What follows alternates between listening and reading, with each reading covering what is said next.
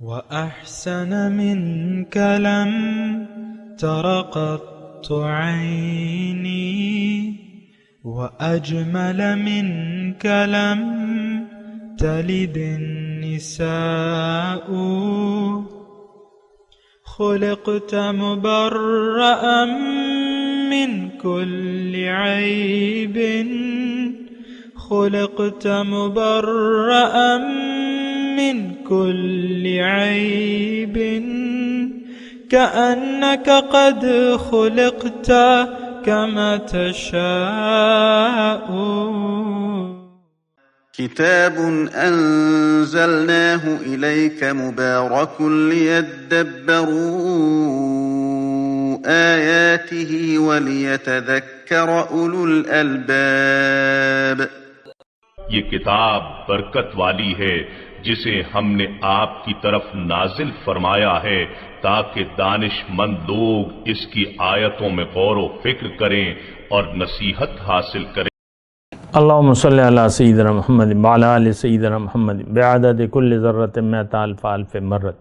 سامعین و ناظرین کرام، السلام علیکم ورحمۃ اللہ وبرکاتہ۔ سامعین کرام، سورہ نور آیت نمبر 63، حصہ سوم، سبق نمبر 1636۔ آج کا موضوع، کیا آج ہمیں کسی رہنمائی کی ضرورت نہیں ہے؟ اس کے ساتھ آج کے سبق کا آغاز کرتے ہیں۔ سب سے پہلے گزشتہ سبق کا اعادہ ہوگا۔ اعوذ باللہ من الشیطان الرجیم۔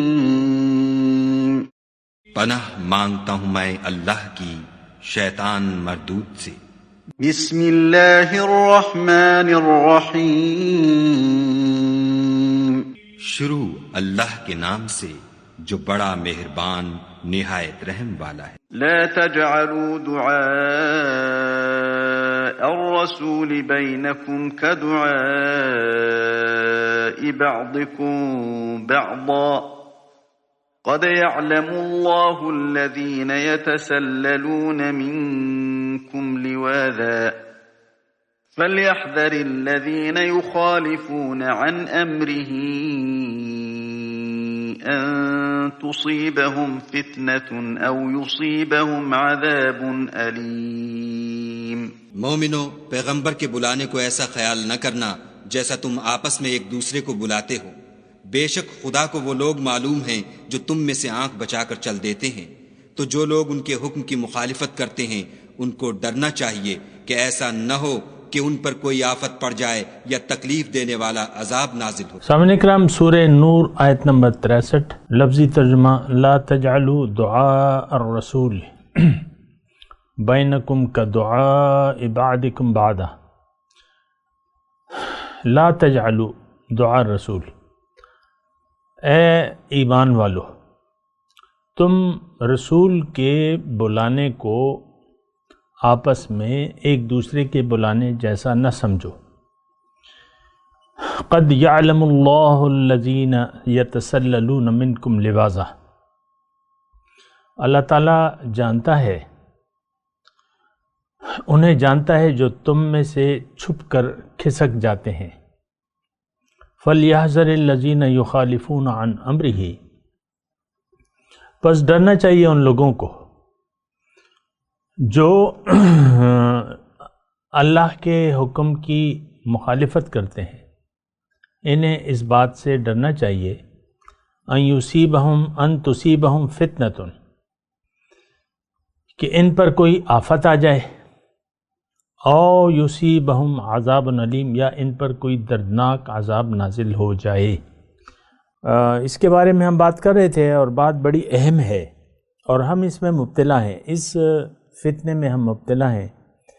اللہ کے اور اس کے رسول کے حکم کے خلاف کر رہے ہیں، اور یہ بہت اللہ کے نزدیک بری بات ہے۔ دیکھیں، کلمہ طیبہ کا مطلب کیا ہے؟ آمنا و صدقنا، ہم ایمان لے آئے اور ہم نے تصدیق کی، اب ہم سمعنا و اطعنا، ہم سنیں گے اور اطاعت کریں گے۔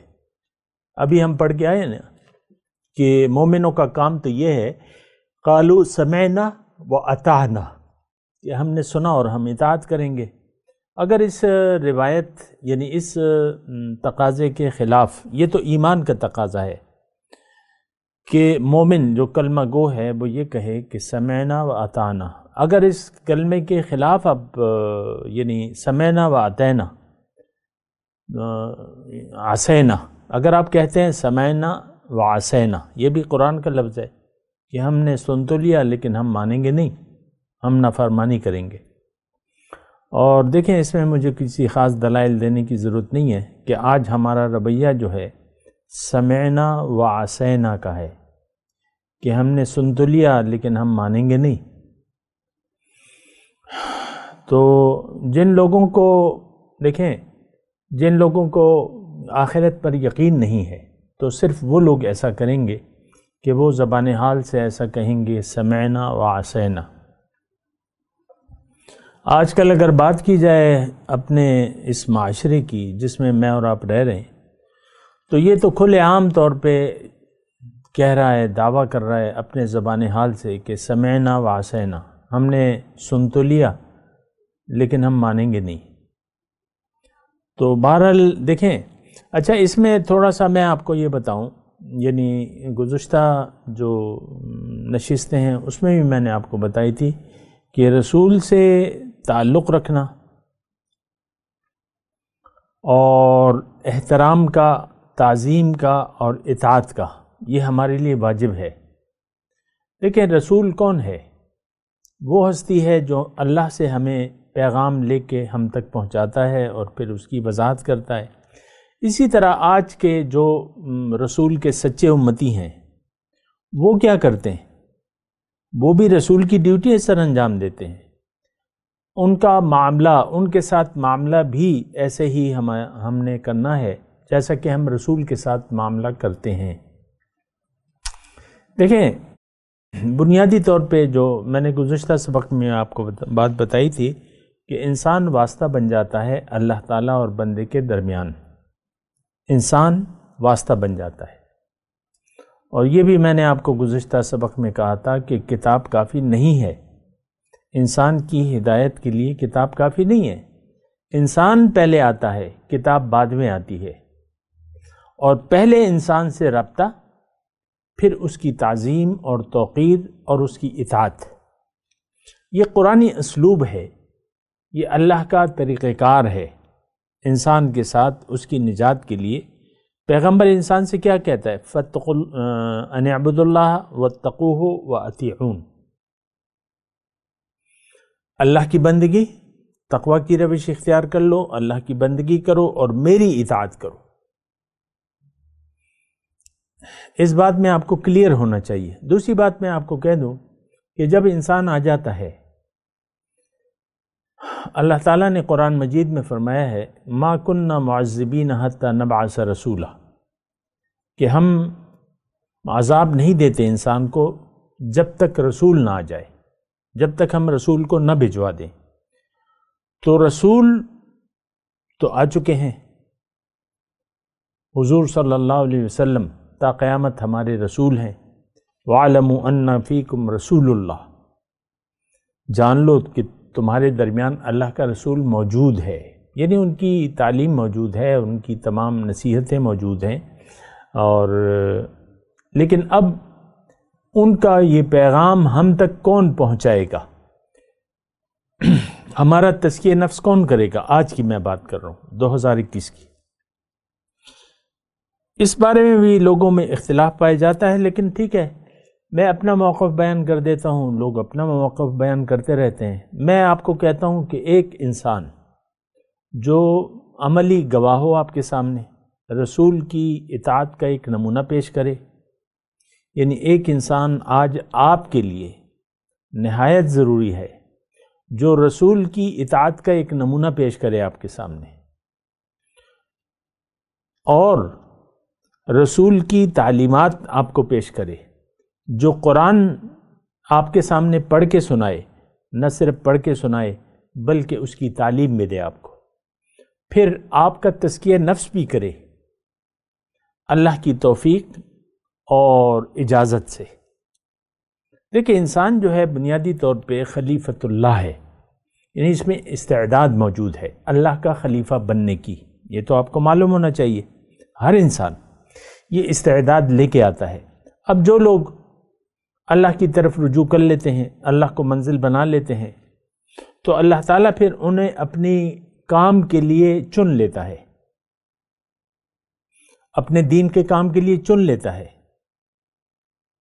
اور وہ لوگ جو ہیں، آپ کو میں نے گزشتہ سبق میں بتایا تھا کہ ہر زمانے میں ایسے لوگ موجود ہیں. اور دیکھیں ان لوگوں میں اور عام علماء میں فرق ہوتا ہے. ان کے پاس خصوصی رحمت ہوتی ہے، اللہ کی طرف سے خصوصی اجازت ہوتی ہے. اور اجازت کس بات کی؟ کہ یہ اللہ سے بیعت کرنے کے سودے جو ہیں بندے اور اللہ کے درمیان کرا دیں. یہ جو ہم سنتے ہیں نا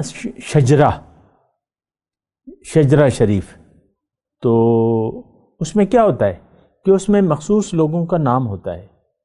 یعنی آپ کے سامنے جو اس وقت اللہ کا رسول کا نائب ہے اور اللہ کا خلیفہ ہے، اس شجرے میں یہ ہوتا ہے کہ بھئی اس کو اجازت دی فلاں نے فلاں کو، اور وہ سلسلہ پہنچ جاتا ہے حضور صلی اللہ علیہ وسلم تک، یعنی اسناد کے ذریعے. تو بعض لوگ تو ویسے ہی، یعنی یہ اس میں دیکھیں، یہ ایک بات نوٹ کر لیں کہ اس میں جو یعنی نسل کا کوئی وہ نہیں ہے شجرہ. یہ اللہ کی عطا ہے اور رسول کی منظوری سے اور اللہ کی عنایت سے لوگوں کو یہ ڈیوٹی دی جاتی ہے کہ وہ لوگوں کے اور اللہ کے مابین سودے کر سکیں، ان کو ایک نمونہ بن کے دکھا سکیں. اس میں کچھ باتیں تو دیکھیں عام علماء بھی کر سکتے ہیں، قرآن کی آپ کو تعلیم دے سکتے ہیں اور جو بھی، لیکن یہ خاص لوگ جو ہیں یہ خاص ہوتے ہیں.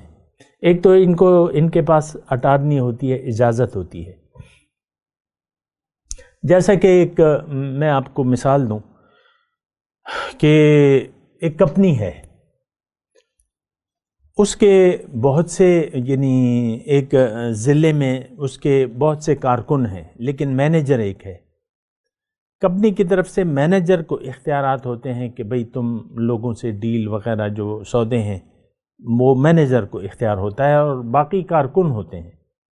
مینیجر ایک ہوتا ہے، ایک وقت میں ایک مینیجر، ایک ضلع میں ایک مینیجر ہوتا ہے. یہ میں نے آپ کو مثال کے طور پہ بات کی. باقی تو سب خدمت کر رہے ہیں، دین کا کام بہت سے لوگ کر رہے ہیں، لیکن یہ ڈیوٹی خاص لوگوں کی ہے. اور آپ کو میں بتا رہا ہوں چیدہ، لیکن میں آپ کو یہ بتانا چاہ رہا ہوں کہ دیکھیں انسان دنیا میں آیا ہے، اس کو اللہ کو منزل بنانا ہے، اللہ کے راستے پر چلنا ہے، اللہ کے حکم اور نبی کے طریقے کے مطابق اس نے زندگی گزارنی ہے. اور سب سے پہلے اس نے بیعت کرنی ہے اللہ سے. بیعت کا مطلب آپ جانتے ہیں، خرید و فروخت، یا اللہ کے اوپر اپنے مال و جان کا سودا دینا ہے، یعنی اختیار دینا ہے اللہ کو. بیعت کرنی ہے، سودا کرنا ہے. یہ سودا کون کرائے گا؟ اللہ کے اور بندے کے درمیان. یہ وہی نائب نبی کرائے گا جو اس کا اہل ہو. ہر ایک شخص کے پاس یہ اختیار نہیں ہوتا، یہ چنیدہ لوگ ہوتے ہیں. ثم اورثنا الکتاب الذین اصطفینا من عبادنا، اللہ تعالیٰ نے فرمایا پھر میں نے چن لیا ان لوگوں کو. ثم اورثنا، پھر میں نے وارث بنا دیا. کس کا؟ اس دعوت کا، لوگوں تک پیغام پہنچا ان کو جن کو میں نے چن لیا اپنے بندوں سے. بہرحال تو اب دیکھیں، میں ایک تو یہ میں آپ کو بتا دوں، میرا کوئی ایجنڈا نہیں ہے، لیکن میں آپ کو بات بتا رہا ہوں جو سچی بات ہے. کہیں آپ اکیلے نہ نکل پڑیں، سولو فلائٹ. بھئی مجھے تو کسی ذریعے کی ضرورت نہیں ہے، مجھے کسی رہنما کی ضرورت، مجھے کسی استاد کی، مجھے کسی نائب نبی کی ضرورت نہیں ہے. میں تو بس قرآن ہے میرے پاس اور حدیث کی کتابیں موجود ہیں. تو ایسی بات نہیں ہے. جو عام دیکھیں، عام یعنی جو تعلیم ہے، دنیا کی تعلیم ہے، اس میں آپ کو استاد کی ضرورت ہوتی ہے. جو ظاہری تعلیم ہے وہاں ہر درجے میں آپ کو ٹیچر اور استاد، یہاں تک کہ ایک بچہ اگر پی ایچ ڈی کر رہا ہے، پی ایچ ڈی، اب وہ بچہ جو پی ایچ ڈی کر رہا ہے 16 سال تو اس نے گزار دیے، اس کے اب آپ کہیں کہ بھئی تمہارے کوئی استاد نہیں ہوں گے اس میں، تم اکیلے سولو فلائٹ کرو، تو ایسے تو ہو نہیں، سسٹم ہی نہیں ہے۔ دنیا میں بھی استاد کا سسٹم ہے، استادی اور شاگردی ہوتی ہے، دین میں تو ہے ہی ہے۔ دین تو باطن کا علم ہے، روحانی علم ہے، حقیقت کا علم ہے، تو اس میں تو استاد کی لازمانی ضرورت ہوتی ہے۔ یہ مضمون طویل ہے، لیکن میں اصل میں گمراہیاں بہت پھیل گئی ہیں، نام نہاد لوگ اس میدان میں آ گئے ہیں، جو گدی نشین جس کو ہم کہتے ہیں، وہ نسل کی بنی کہ پیر کا بیٹا ہی اس کا گدی نشین ہوگا، یہ ایک روایت چلی آ رہی ہے، ایسی بات نہیں ہے۔ ٹھیک ہے، وہ اس کی اولاد ظاہری تو ہو سکتی ہے، لیکن ضروری نہیں ہے کہ اللہ تعالیٰ نے اسے چن بھی لیا ہو یا آپ کی وہ بیعت اللہ سے کروا سکے، یہ ضروری نہیں ہے۔ ہمارے یہاں تو گدی نشینے کا چکر ہے، اور آپ دیکھ لیں یہ تمام مطلب چلے جائیں، اس کی میں بات نہیں کر رہا، لیکن میں جو سچی بات ہے وہ آپ کو بتا رہا ہوں، اور آپ کے سامنے دیکھیں، میں تو ابھی چلا جاؤں گا اللہ کے پاس، لیکن میں آن دی ریکارڈ یہ آپ کو بات بتا رہا ہوں کہ اگر آپ اللہ کے متلاشی ہیں تو آپ کو ایک اللہ والے کی ضرورت ہے جو آپ کی رہنمائی کر سکے اللہ کی طرف، اور یہ تو میں نے آپ کو قرآن کی آیت سے میں نے آپ کو بتایا کہ وَاتَّبِعْ سَبِيلَ مَنْ أَنَابَ إِلَيَّ، کہ تم جو میری طرف رجوع کر چکا ہے اس کی تم پیروی کر سکتے ہو، اور عام طور پہ یعنی جو اللہ کے رسول کے راستے پر چل رہا ہے آپ بھی اس کے پیچھے چلنے لگیں، اس میں کیا مشکل ہے؟ گمراہ شخص کی پیروی نہیں کرنی چاہیے۔ اگر کوئی شخص ثابت ہو جائے کہ یہ اللہ کا بندہ ہے اور رسول کے راستے پر چل رہا ہے اور اس کے پاس خاص اٹارنی بھی ہے تو ٹھیک ہے، اس میں تو کوئی بری بات نہیں ہے، مطلب یہ اچھی بات ہے اور لازمی بات ہے۔ انسان دیکھیں، اس کی کافی یعنی طویل بحث ہو سکتی ہے، لیکن میں چونکہ مضمون چلا ہے تو میں آپ کو ادا کر بھی دوں۔ اس کے مختلف پہلو ہیں، لیکن میں ابھی آپ کو یہی کہہ رہا ہوں کہ انسان نقال ہے، نقلچی ہے، فطرت میں اس کی۔ آپ دیکھیں بچوں کو، آپ کے بچے جو ہیں وہ بڑوں کی نقل اتارتے ہیں، چھوٹے بچے جو ہیں، چھوٹی بچیاں ماں کی طرح کبھی حجاب کر لیتی ہیں، چھوٹی چھوٹی بچیاں، اور بڑوں کے جوتے پہنتی ہیں۔ مجھے اپنا یاد ہے، میری والدہ اللہ تعالیٰ ان کو درجات بلند کرے، اینک لگاتی تھی، میں چھوٹا تھا تو میں بھی کبھی کبھی ان کی اینک لگا لیتا تھا کہ بھئی یہ تو میری آنکھوں پر بھی سجے گی تو وہ میں جب لگاتا تو مجھے ابھی بھی یاد ہے، تو ہر چیز مجھے ذرا بڑی بڑی نظر آتی تھی، پھر میں اتار دیتا تھا۔ بہرحال فطرت میں اللہ تعالیٰ نے نقل رکھی ہے، اور یہی نقل جو ہے یہ انسان کو اس کی معراج تک پہنچا دیتی ہے۔ یہ بات نوٹ کر لیں، نقل۔ اب نقل کس کی؟ جو اللہ کے راستے پر چل رہا ہے، آپ بھی اس کی نقل شروع کر دیں اسی طرح۔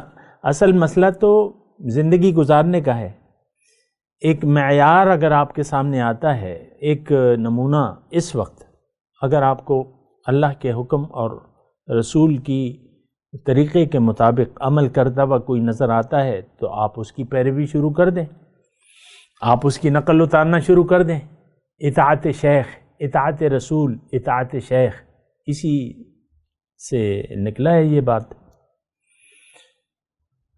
تو اطاعت رسول کے لیے اطاعت شیخ ضروری ہے، اور شیخ کا ہونا بہت زیادہ ضروری ہے۔ جو لوگ اختلاف رکھتے ہیں اس بات سے تو ان سے میں مخاطب نہیں ہوں، میں تو جو سچے طالب ہیں ان سے بات کر رہا ہوں کہ آپ کو ایک تو فزیکلی رہنمائی کی ضرورت ہے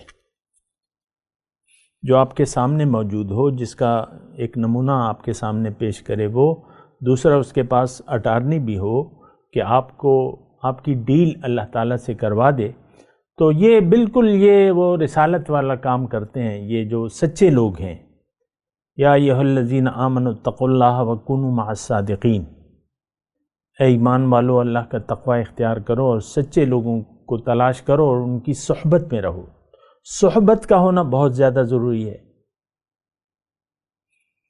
حضور صلی اللہ علیہ وسلم کے جو اصحاب تھے ان کو یہ درجہ حضور صلی اللہ علیہ وسلم کی زیارت اور صحبت سے ملا۔ صحابہ، اصحاب رسول، یہ حضور کی صحبت سے فیضیاب ہوئے۔ آج بھی اگر کوئی سچا شخص آپ کو مل جاتا ہے تو یہ تو اللہ کہتا ہے کہ تقوی کے ساتھ صحبت ضروری ہے سچے لوگوں کی۔ دیکھیں میں تو قرآن کی آیت پیش کر رہا ہوں اپنی مرضی تو نہیں بیان کر رہا، اور مجھے کیا ضرورت پڑی ہے، میرا کوئی ایجنڈا تو نہیں ہے۔ کسی بھی شخص کو وَاتَّبِعْ سَبِيلَ مَنْ أَنَابَ إِلَيَّ، تو یہ انسان کی ہدایت، دیکھیں اللہ تعالیٰ نے انسان کی فطرت میں یعنی اس کی بناوٹ میں وہ بات رکھ دی ہے جس سے اس کو اپنی معراج حاصل ہو سکتی ہے۔ ایک تو اس میں نقل ہے، قُلْ إِن كُنتُمْ تُحِبُّونَ اللَّهَ فَاتَّبِعُونِي، آپ ان سے کہہ دیجئے کہ اے لوگو اگر تمہیں اللہ سے محبت ہے تو میری نقل کرو، یحببکم اللہ، اللہ تعالیٰ تمہیں اپنا محبوب بنا لے گا، تمہارے گناہوں کو بخش دے گا، اور اللہ تعالیٰ بڑا غفور الرحیم ہے۔ قرآن کی آیت کا ترجمہ میں نے پیش کیا ہے، نقل کرو، اگر اللہ سے محبت ہے تو میری نقل کرو۔ وَكَذَلِكَ جَعَلْنَاكُمْ أُمَّةً وَسَطًا لِتَكُونُوا شُهَدَاءَ عَلَى النَّاسِ وَيَكُونَ الرَّسُولُ عَلَيْكُمْ شَهِيدًا، آج شہادت عملی کی ضرورت ہے، اللہ نے انتظام کیا ہے، اللہ نے حکم دیا ہے، یہ طریقہ ہے، سنت ہے اللہ کی کہ ہمارے لیے نمونہ ہے حضور صلی اللہ علیہ وسلم کی ذات، اور ہم باقی لوگوں کے لیے نمونہ ہے۔ لِتَكُونُوا شُهَدَاءَ عَلَى النَّاسِ، تاکہ تم عملی نمونہ بن کے دکھاؤ۔ وَلْتَكُن مِّنكُمْ أُمَّةٌ يَدْعُونَ إِلَى الْخَيْرِ، تم میں ایک جماعت ایسی ہونی چاہیے کہ وہ لوگوں کو نیکی کی طرف بلائے۔ اچھا، اب اس میں ایک بات اور ہے، اللہ کی رحمت اور اللہ کا غضب کس وقت انسان کو ملتا ہے؟ جب رسول آ جائے تو پھر یا تو بندے اللہ کی رحمت کے مستحق ہو جاتے ہیں یا غضب کے مستحق ہوتے ہیں، یہ بات نوٹ کر لیں۔ اور قرآن کی وہ آیت میں نے آپ کو سنائی تھی، مَا كُنَّا مُعَذِّبِينَ حَتَّى نَبْعَثَ رَسُولًا، ہم عذاب نہیں دیتے کسی کو جب تک ہم رسول کو نہ بھجوا دیں۔ تو آج بھی یہی معاملہ ہے، ہدایت تو موجود ہے، اور اللہ کے جو سچے بندے ہیں وہ بھی موجود ہیں۔ اگر آپ ان سے رابطہ نہیں کرتے یا کر لیتے ہیں اور پھر ان کی اطاعت نہیں کرتے اور ان کی مخالفت کرتے ہیں تو پھر اللہ کا عذاب، ان کی وجہ سے پھر آپ پہ اللہ کا عذاب آئے گا۔ یہ بات ذرا نوٹ کر لیں۔ اگر آپ آج اللہ کو منزل نہیں بناتے، اللہ کے بندے کو تلاش نہیں کرتے، اور یا تلاش کر لیتے ہیں کسی اور پھر اس کے ہاتھ پر اس کے یعنی بیعت کر کے، اللہ کے لیے بیعت کر کے پھر اس کی مخالفت کرتے ہیں، اس کی اطاعت نہیں کرتے، اللہ تعالیٰ اور اس کے رسول کے حکم کے مطابق زندگی نہیں گزارتے، دونوں صورتوں میں یہ پھر یہ آیات فَلْيَحْذَرِ الَّذِينَ يُخَالِفُونَ عَنْ أَمْرِهِ۔ اب دیکھیں مدینے میں یہ سورت جو ہے مدنی ہے، 6 نبوی کی ہے، اور منافقین موجود تھے اور حضور صلی اللہ علیہ وسلم کے ساتھ بظاہر ایمان لائے ہوئے تھے، لیکن انہوں نے مخالفت کا راستہ اپنا لیا اور وہ پھر اللہ کے عذاب کا مستحق ہو گئے، دنیا میں بھی اور آخرت میں بھی۔ جاہد المنافقین جاہد الکفار والمنافقین واغلظ علیہم. کافر اور منافق کو اللہ تعالیٰ نے اس آیت میں ایک جگہ رکھا ہے کہ آپ سختی کریں کفار کے ساتھ اور منافقین کے ساتھ. تو ایسا ہی ہوا. پھر تو دیکھیں، میں آپ کو صرف مدینے میں یعنی مدنی حالات اس لیے میں بتائیں کہ اللہ کا عذاب اور رحمت کس وقت ہوتی ہے؟ جب رسول آ جائے. تو یا تو آپ رسول کی دعوت کو قبول کر لیں، آپ پہ اللہ کی رحمتیں ہوں گی، ان کے ہاتھ پہ بیعت کر لیں اور اللہ کی رضا کے لیے زندگی گزاریں، آپ پہ رحمتیں ہوں گی، آپ اپنی معراج. اگر نہیں، اگر یا آپ ایمان نہیں لاتے رسول پر، ٹھیک ہے، یا ایمان لے آتے ہیں یا ان کی مخالفت کرتے ہیں، دونوں صورتوں میں اللہ کے عذاب کا آپ کو سامنا کرنا پڑے گا. یہ بات نوٹ کر لیں. آج اللہ کے بندے موجود ہیں، اس بات میں کوئی شک و شبہ نہیں ہے. اللہ تعالیٰ نے انتظام کیا ہوا ہے، اور اللہ کے خلیفہ وہ موجود ہیں، رسول کے نائب موجود ہیں. آپ ان کو تلاش کریں، تلاش کر کے اللہ کی یعنی ان کے ہاتھ پہ بیعت کریں، اللہ سے اپنا عہد و پیمان باندھیں، ان کے بتائے ہوئے طریقے کے مطابق ان کی زندگی کو پھر نمونہ بنائیں، ان کی اطاعت کریں، ان کی نافرمانی نہ کریں، ان کی عزت کریں، ان کی توقیر کریں. اگر آپ اب یہ جو نقطہ ہے، جو جملہ ہے، اس کو ذرا سن لیں. آپ نے ایک مرشد کو چن لیا. دیکھیں، ایک صورت تو یہ ہے کہ آپ مرشد کے وجود سے ہی انکاری ہیں، وہ میں نہیں کہہ رہا، وہ تو میں نے آپ کو کہہ دیا جو کہنا تھا، کہ اس نے اللہ کے بندے کو نہ تلاش کیا، اور تلاش کیا تو پھر مخالفت کری. تو پھر دونوں صورتوں میں وہ اپنی معراج کو نہیں پا سکتا. یہ بات نوٹ کر لیں، مختصر بات. لیکن اگر آپ اپنی معراج کو پہنچنا چاہتے ہیں، اللہ کو راضی کرنا چاہتے ہیں، تو پھر آپ کو ان کو حیثیت دینی ہوگی، ایسی حیثیت کہ آپ ان کی اطاعت کریں، ان کی پیروی کریں، ان کی رہنمائی میں زندگی طے کریں، اور ان کی تعظیم کریں، توقیر کریں، اور ان کی صحبت اختیار کریں حتی الامکان. تو پھر آپ اللہ کی رحمت کے، خاص رحمت کے مستحق ہو جائیں گے. یہ دیکھیں، اللہ نے ہر انسان کو اس کی معراج تک کب پہنچاتا ہے؟ جب وہ اللہ کے بندے سے جڑ جاتا ہے. ہم اللہ سے کٹے ہوئے ہیں، اللہ کے بندوں سے کٹے ہوئے ہیں. اللہ کے بندے کو آج عام طور پہ مرشد کی ضرورت کوئی نہیں محسوس کرتا، اور پھر بعض لوگ کہتے ہیں کہ اس کے بغیر بھی کام ہو جاتا ہے، یہ تو بس ایک چھوٹا سا کام ہے، کرو کرو، نہ کرو تو نہ کرو. آپ کا تزکیہ نفس کون کرے گا؟ وَيُزَكِّيهِمْ، رسول کی ڈیوٹی، پھر یہ نائب رسول جو ہے کہلاتے ہیں، یہ پھر رسول کی ڈیوٹی کرتے ہیں. اللہ تزکیہ کرتا ہے. بل اللہ یزکی من یشاء، تزکیہ تو اللہ تعالیٰ نے کرنا ہے، لیکن وہ ذریعے سے کرنا ہے. ایسے تو نہیں کہ آپ رسول سے کٹ کے کہیں کہ بھئی اللہ میرا تزکیہ کر لے گا. فلا تزکوا انفسکم بل اللہ یزکی من یشاء، اللہ تزکیہ کرتا ہے. تو آپ کو تزکیہ پھر رسول سے کروانا ہے یا نائب رسول سے کروانا ہے. یعنی اس میں جو پھر چاہے گا مخلص، تو میں اس کو مزید بھی بتا دوں گا، رہنمائی مزید بھی کر دوں گا، لیکن میں یہ آپ کو اصول بتا رہا ہوں کہ اب جب آپ کو ایک رہنما مل گیا، یہ بہت بڑی نعمت ہے اللہ تعالیٰ کی. اے ذوق کسی ہمدم دیرینہ کا ملنا، بہتر ہے ملاقات مسیحا و خضر سے. استاد ذوق کا شعر ہے. شعر و شاعری تو میں عام طور پہ نہیں کرتا، لیکن کبھی کبھی آپ کو سنا دیتا ہوں. اور تو استاد ذوق کہتے ہیں، اے ذوق کسی ہمدم دیرینہ کا ملنا. اب ہمدم دیرینہ سے مراد کیا ہے؟ نائب نبی، اللہ کا بندہ. بہتر ہے ملاقات مسیحا و خضر سے.